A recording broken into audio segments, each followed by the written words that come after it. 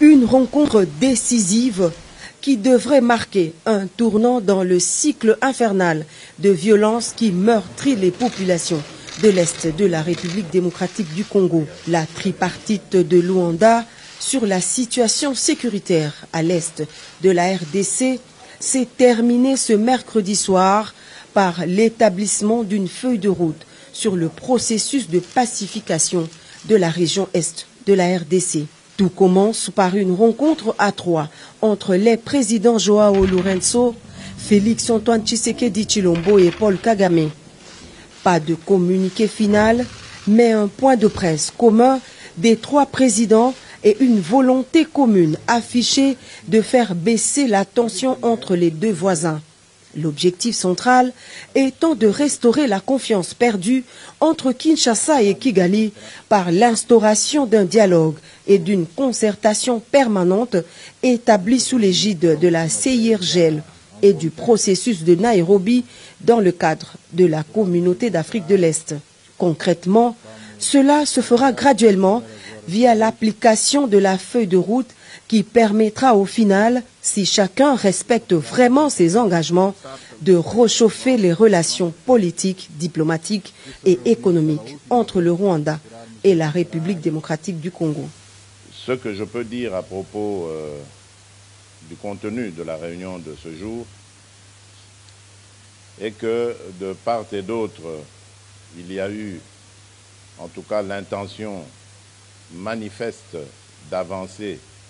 et de mettre fin à cette crise. Comme l'a dit le président Lourenço, il s'agit de rétablir la confiance entre nos deux pays et surtout nos deux peuples.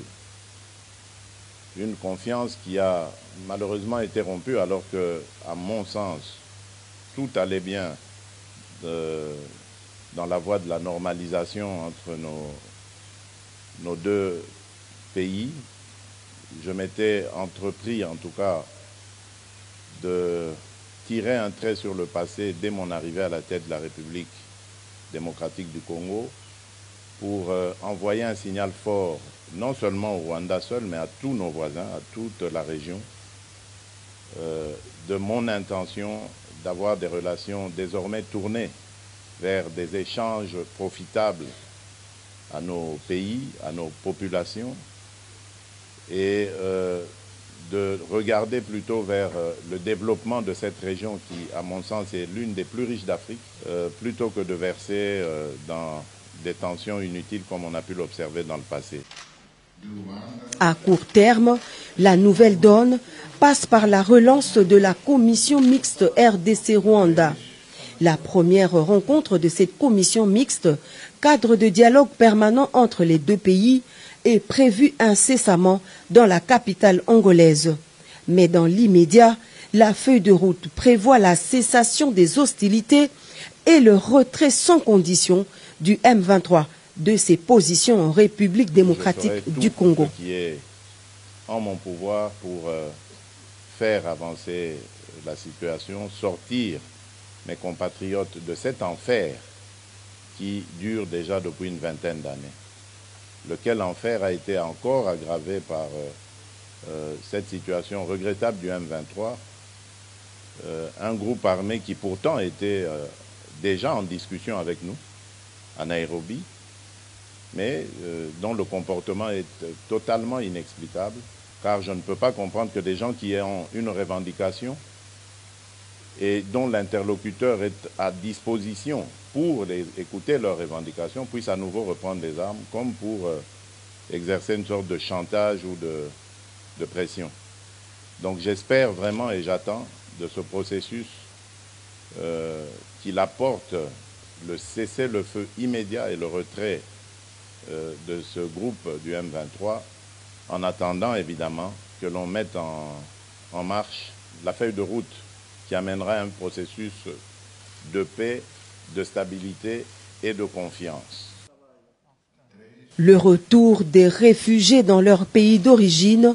est également inscrit parmi les objectifs de la feuille de route de Luanda. Elle stipule enfin que toute exploitation des ressources naturelles dans la région doit se faire dans le strict respect de la souveraineté des États, ce qui met en exergue la ferme volonté de lutter contre le trafic illicite des ressources minières de la République démocratique du Congo au profit des pays voisins. Le chef de l'État, Félix-Antoine Tshisekedi Tshilombo, garde ainsi le cap de la fermeté pour la défense de la souveraineté nationale et en même temps une ouverture au dialogue diplomatique sincère pour imposer la paix à l'est de la RDC. Le président de la République et sa délégation sont rentrés au pays ce mercredi soir.